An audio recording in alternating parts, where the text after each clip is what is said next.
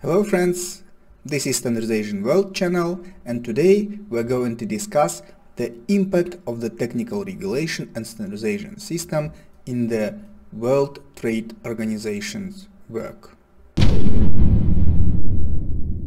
But firstly, we should know a little about the WTO. So it is an association of more than 160 countries.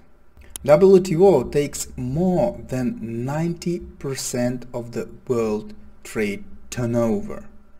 And in this map you can see the green countries are the full members of the WTO, the yellow ones are the observers, and the red countries are the countries who haven't joined WTO yet. You can also see on the map the blue countries, which are actually the European countries. This is because the European countries has been joined to WTO not as a one single country, but as a region by itself. The thing is that the countries from the European Union, they actually have the same, like the common borders, they have common economical, political and any other issues, for example the technical regulation as well. They have the same technical regulation system, the common technical regulation system in all the countries who joined the Union, and that's why the European Union has joined to WTO as the one big region. And so after the European Union joined to WTO, all the countries from the European Union became also the full members of the WTO. But what for all these countries joining the WTO? Why do they need it?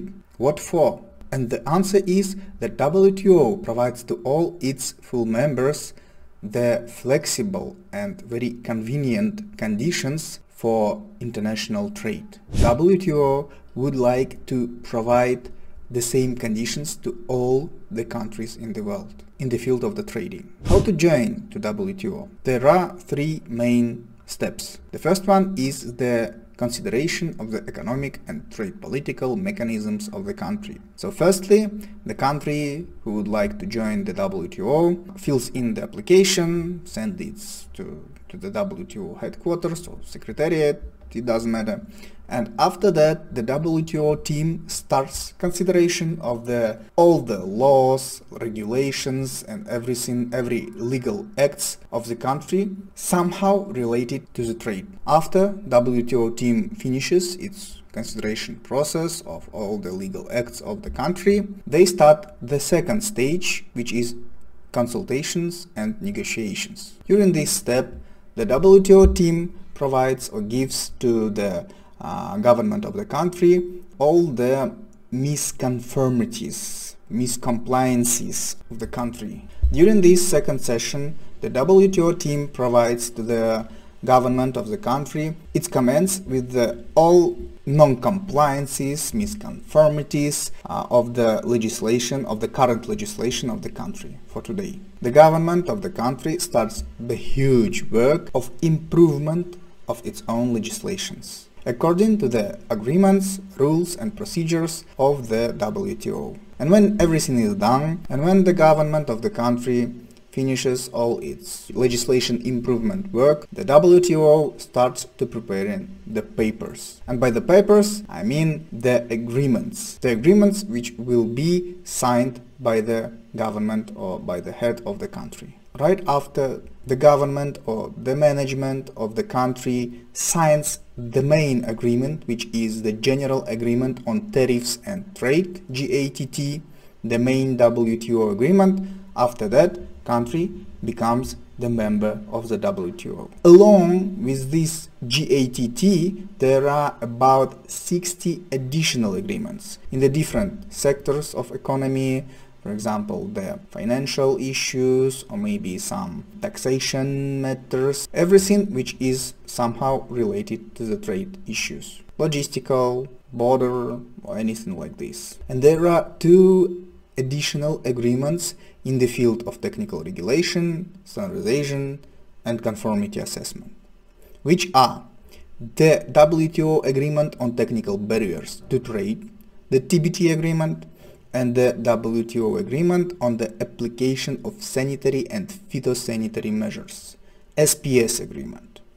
According to these agreements, if the country is the member of WTO, the country should create the same conditions, same climate to all the traders in the country, in the local market. So the country must create the same conditions for all the players in the market. It doesn't matter if they are locals or if they are maybe foreigners, it doesn't matter. The same rules, the same conditions for the local companies and the same for the foreign companies. And when all the countries, all the WTO members do the same thing, like prepare, create the same conditions for all the companies in the market, either the local ones or the foreign ones, in this case the world trade becomes more fair for everyone. And this is the main reason of joining to WTO by all